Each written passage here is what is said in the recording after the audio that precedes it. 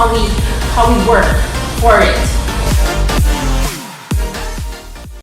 Hi everyone, good afternoon. My name is Nikki Huang and I wanted to say thank you so much for being here with us today. And thank you, of course, Dr. Aivee Teo for being with us for another segment of this series. Now, Dr.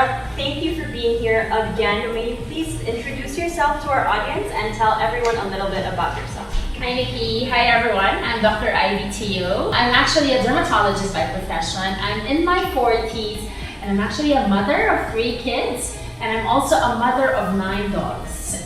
And I'm also a wife to a doctor who's a Singaporean. And I'm also a businesswoman. And I run the Aivee Group. I founded the Aivee Group. And I'm running it now with my husband, Dr. Aivee Teo. I also enjoy dressing up. I like fashion like Nikki. I also enjoy eating. We used to enjoy traveling, but not anymore. Not for now. Not for now. And basically, I am like any working mom who's trying to juggle work, family, and everything that comes with it.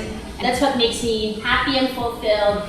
And that's basically what I do. So guys, as you can see, that was a fantastic little nutshell of who Dr. Aivee is. And I think, when I was considering which of the role models in my life I really wanted to include in this series about female empowerment, leadership, and really just a series that's meant to show young people what it means to be able to pursue their dreams, I thought of you. Because as you just showed us, there's this, I think, a very overarching concept or idea that goes through people's minds of women can't have it all. Oh. I'm sure you've had many circumstances where people are saying you have to choose between being a mother, between running a very successful business, in your case even between the homes that you live in. But as we can see, you're able to do everything and balance it all. And so I think that's incredibly special, incredibly inspiring, and I'm so grateful that you're going to be sharing a little bit about how you do all of this with our audience today. Okay, so I think a big part of achieving your dreams and your goals is, of course, living a life full of passion. So Dr., please tell me, what are you most passionate about? Nikki, I think we have to be passionate about a lot of things because I feel that the only way we can really do what we need to do is by being passionate about it. So in my case, definitely I'm passionate about my family. My kids, of course, they're the most important human beings in my life. I live for them. They inspire me to do what I need to do, and they're the reason why I'm working hard. And of course, I'm inspired by my husband, who's my partner in everything. He's my partner in business, he's my partner in life, he's my partner in whatever I do, he's my travel buddy.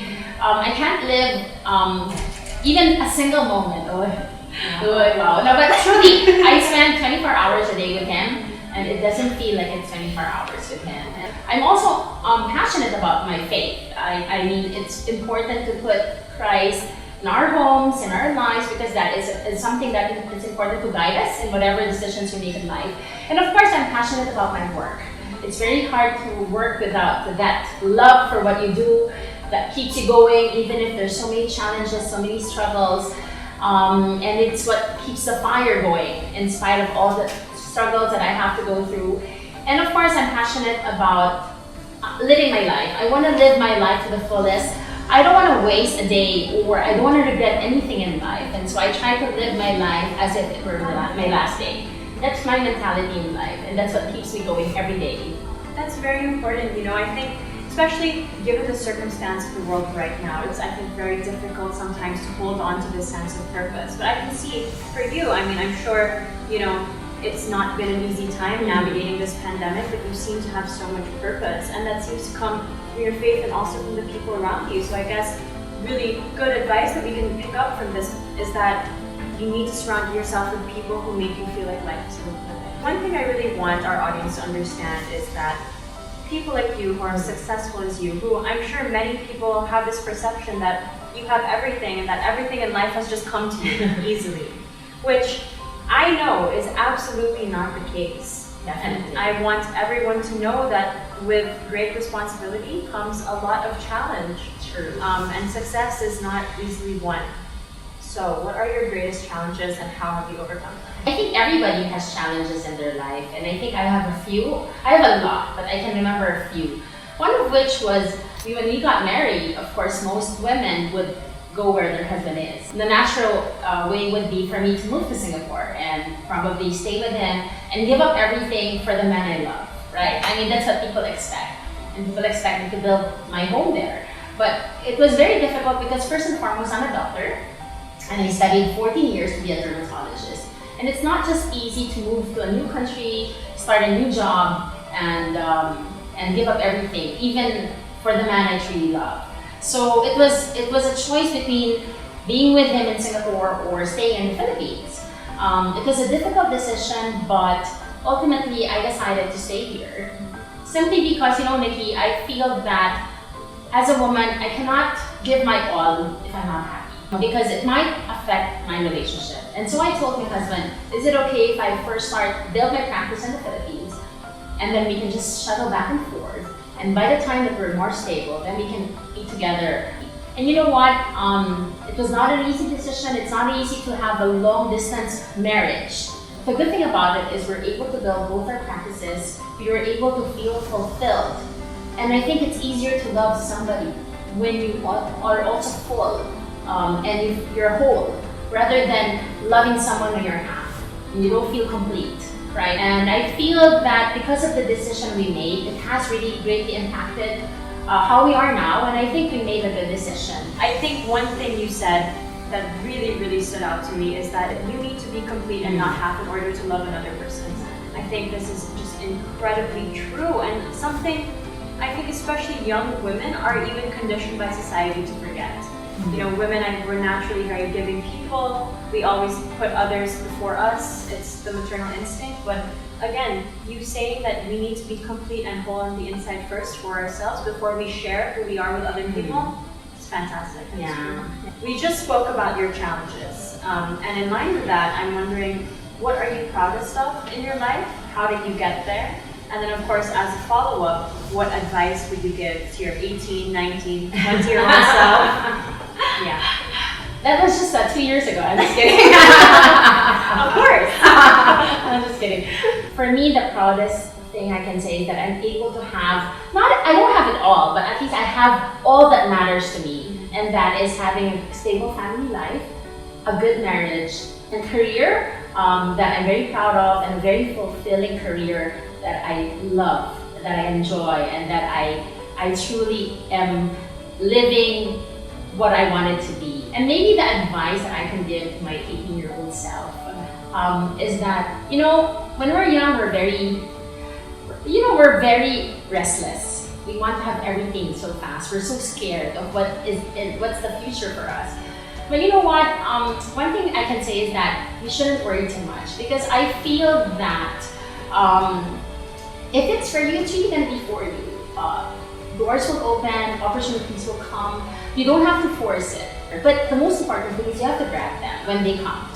Don't be passive. I feel that we reap what we sow. Our life is based on how we live it and how we work for it. If you really know how to prioritize and you don't get distracted with things that are unnecessary, I feel that you're gonna get there. But you have to be patient. Don't rush into it. What I say is that when it's easy, it's not good. True, very true. It's better when it's hard. You have to work hard for it, because when it's easy, you're gonna lose it easily as well. But when you work hard for it, it's gonna be yours. It's gonna be yours to keep. I think another important thing that you really, really touched on is that we should focus on ourselves. Yes. And not on everyone else around us. Nikki, I agree. One of the secrets to happiness is contentment. The reason why we get distracted is because we want to be another person or another girl that we're not.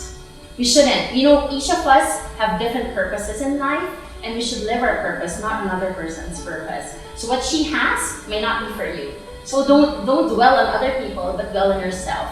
Compete with yourself, not with others. And I think that's the only way you'll be truly happy in life. That's very, very true. And I think it's also important, again, especially for young women, to remember that even though the world is pitting you to be competitive against one another, we all have our own thing to bring to the table.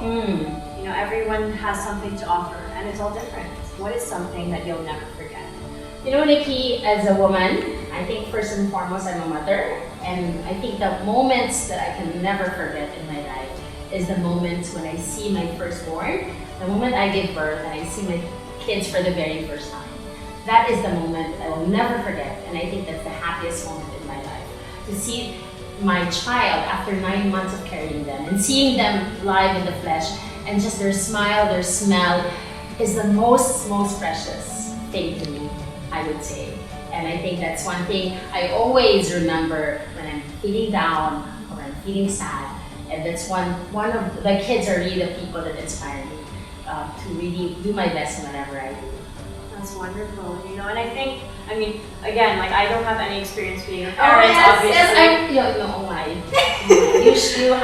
You have to. I mean, I'm looking forward for you to have that moment in your life, and that's gonna be the most unforgettable moment that you'll ever have. For sure. But I think it's really wonderful that you bring this up and that you talk about how your motherhood has inspired you and made you feel stronger, because I know that there are many new mothers, especially out there, who after your life has changed so dramatically, you've carried another human being within you for 9 months. You know, not everyone has the most easy birth experience. I think as a woman, becoming a mother comes with so much change, so much uncertainty, which again, I can't speak to personally yet, but I'm sure you can, and it's wonderful advice, I think, for our audience to see that you use your motherhood as a source of strength.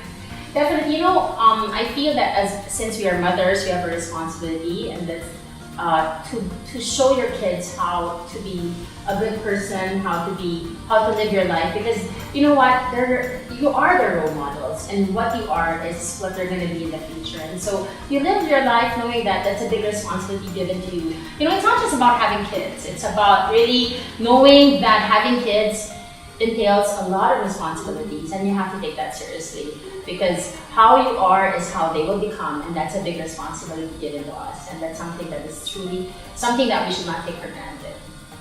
Wonderful. Thank you so much. Dr. I seriously want to say thank you for being here and sharing all your incredible insights and wisdom with us today. Thank you so much. Thank you everyone for listening, and I'm so honored to be here, and I'm looking forward to our next, if ever, in the future. Let us know if you want more.